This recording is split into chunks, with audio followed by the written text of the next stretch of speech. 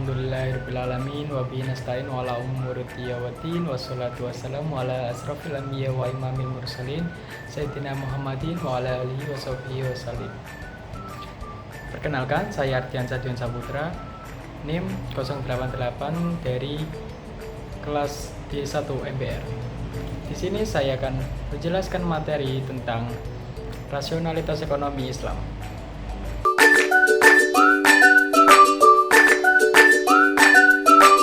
Berikut ada 3 pembahasan, yaitu yang pertama asumsi rasionalitas ekonomi, yang kedua jenis dan prinsip rasionalitas ekonomi, dan yang ketiga pengertian rasionalitas ekonomi dan rasionalitas Islam.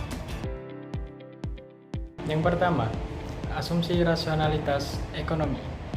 Asumsi rasionalitas menyatakan bahwa manusia bertindak secara rasional, membuat keputusan yang masuk akal, dan tidak merugikan diri sendiri. Nah, rasionalitas memiliki 2 makna. Nah, yang pertama ada metode. Metode ini tindakan yang diambil berdasarkan pertimbangan yang rasional, bukan emosi atau kebiasaan. Nah, yang kedua hasil. Tindakan yang berhasil mencapai tujuan yang diinginkan. Dalam Islam, rasionalitas terkait dengan pencapaian tujuan jangka panjang yang non-material, seperti akhirat. Nah, setiap analisis ekonomi umumnya menganggap bahwa pelaku ekonomi bertindak rasional. Namun, menurut Muhammad Nuryanto, Al-Arif, dan Eus Amalia, rasionalitas bisa berbeda-beda menurut perspektif individu. Nah, dan seringkali ada kebingungan nih antara rasionalitas fakta dan teori. Berikut penjelasannya. Rasionalitas fakta berfokus pada penalaran berbasis data dan bukti empiris yang dapat diuji dan diverifikasi secara langsung. Tujuannya untuk membuat keputusan berdasarkan kenyataan yang ada. Nah, yang kedua, ada rasionalitas teori, yaitu berfokus pada penalaran yang berdasarkan teori atau model abstrak untuk memahami fenomena, dan tujuannya yaitu untuk menjelaskan hubungan sebab dan akibat. Rasionalitas kepentingan diri sendiri atau self-interest, yaitu tindakan yang diambil dengan pertimbangan untuk memaksimalkan, memanfaatkan keuntungan pribadi tanpa mempertimbangkan konsekuensi sosial atau moral secara mendalam. Nah, berikut contohnya. Seorang karyawan memilih untuk bekerja lembur meskipun ia merasa lelah dan ingin beristirahat. Karena ia tahu bahwa lembur tersebut akan memberikan bonus tambahan atau peluang untuk promosi. Dalam hal ini, keputusan ini tersebut didorong oleh kepentingan diri sendiri untuk mendapatkan penghasilan lebih banyak atau keuntungan dalam karir.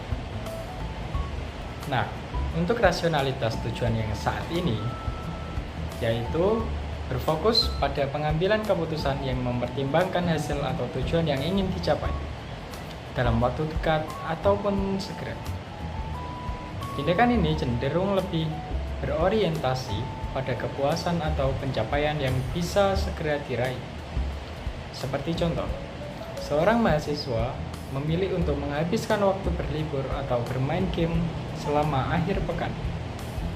Meskipun ada tugas kuliah yang perlu diselesaikan, keputusan ini didorong oleh keinginan untuk menikmati waktu senggang saat ini tanpa mempertimbangkan tugas yang akan datang atau dampak jangka panjang dari menunda pekerjaan tersebut.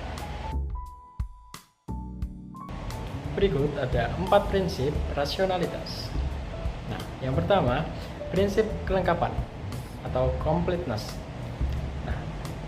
Prinsip kelengkapan mengharuskan individu untuk memiliki preferensi atau pilihan yang jelas dan dapat dibandingkan antara alternatif-alternatif yang ada. Dalam pengambilan keputusan, setiap alternatif harus bisa dinilai dan dibandingkan, sehingga memungkinkan individu untuk memilih di antara mereka. Seperti contoh, seorang pembeli mobil membandingkan 2 pilihan mobil, yaitu A dan B. Dalam prinsip kelengkapan, pembeli tersebut harus memiliki preferensi yang jelas, seperti mobil A lebih cepat, namun lebih mahal, atau mobil B lebih hemat bahan bakar tapi lebih lambat. Nah, pembeli dapat membandingkan kelebihan dan kekurangan kedua mobil untuk membuat keputusan yang rasional. Untuk yang kedua, prinsip kesinambungan atau continuity.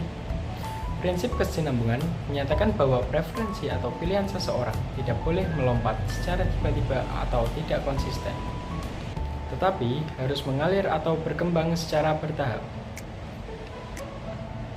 Ini berarti perubahan preferensi atau keputusan terjadi dalam acara yang kontinu, sesuai dengan perbedaan yang ada. Nah, seperti contoh, seorang konsumen yang memiliki antara dua ukuran TV, 32 inch dan 40 inch. Jika harga 40 inch sedikit lebih tinggi dan kualitas gambar sedikit lebih baik, maka prinsip kesinambungan menyarankan bahwa konsumen seharusnya lebih suka 40 inch dibandingkan 30 inch. Kenapa?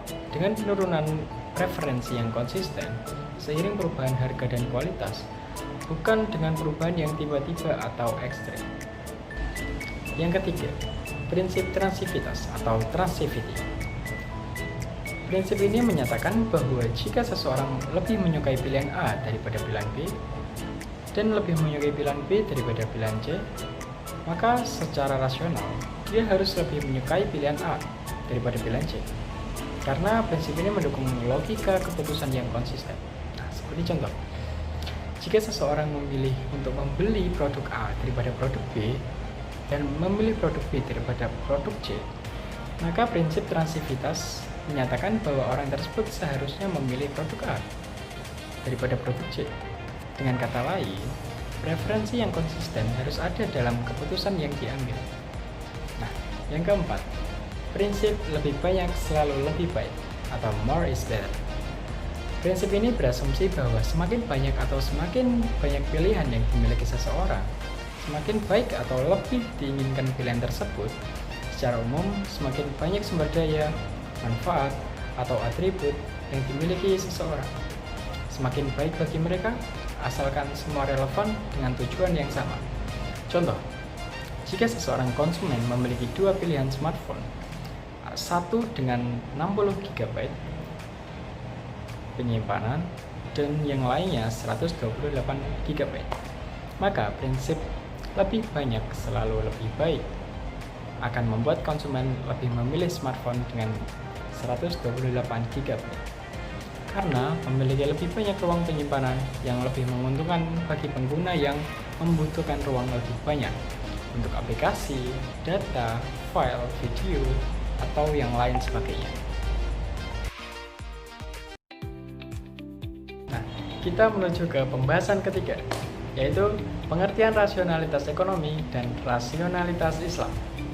Yang pertama, rasionalitas ekonomi, yaitu tindakan yang diambil untuk mencapai keuntungan dengan pertimbangan yang logis. Yang kedua, pengertian rasionalitas ekonomi Islam itu lebih luas, karena menggabungkan kepentingan pribadi, sosial, dan pengabdian kepada Allah dengan mempertimbangkan nilai-nilai spiritual.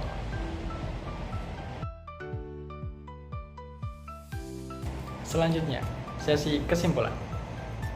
Asumsi rasionalitas yaitu manusia yang bertindak rasional, membuat keputusan yang masuk akal dan tidak merugikan diri sendiri. Lalu jenis rasionalitas, terdapat rasionalitas kepentingan pribadi dan personalitas tujuan saat ini.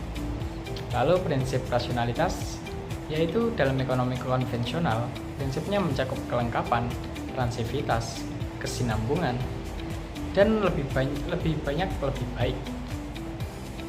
Ekonomi Islam menambahkan prinsip halal dan thayyib, serta lebih banyak tidak selalu lebih baik. Lalu selanjutnya rasionalitas ekonomi. Ada dua pendekatan, rasionalitas ekonomi konvensional dan rasionalitas ekonomi Islam. Terima kasih sudah menonton video saya sampai selesai. Mohon maaf jika ada kehilafan, kesalahan kata yang kurang berkenan di hati Anda. Sekian dari saya. Wallahumma fiq ila aqwamit thoriq. Wassalamualaikum warahmatullahi wabarakatuh.